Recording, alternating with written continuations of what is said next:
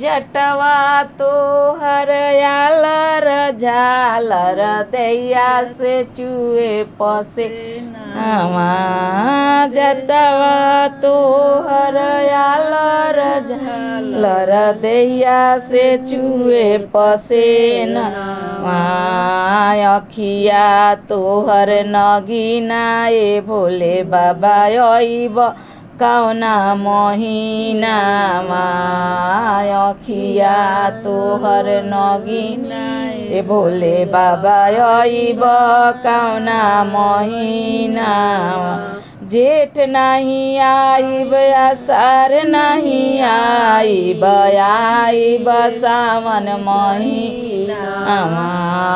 जेठ नहीं आइब आषाढ़ नहीं आइब आइब सावन महीना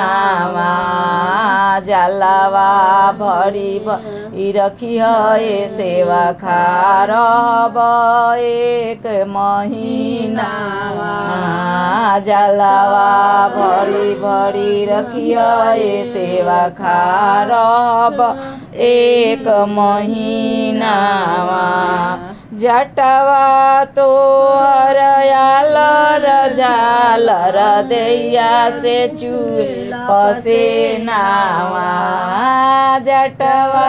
तोहर आलर झालर दैया से चुए पसे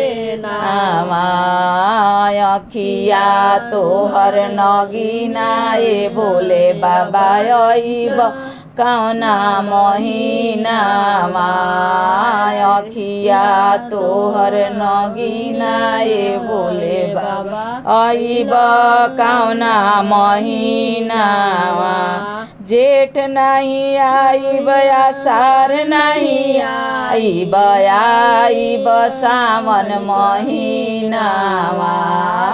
जेठ नहीं आइब आषाढ़ नहीं आइब आइब सावन महीना भंगिया तोरी तोरी रखिया ए सेवा खारब एक महीना भंगिया तोरी तोरी रखिया ए सेवा खारब एक महीना बेल पतर तोरी तोरी रखिया ए सेवा खारब एक महीना बेल पतर तोरी तोरी रखिया ए सेवा खारब एक महीना फूलवा तोरी तोरी रखिया ए सेवा खारब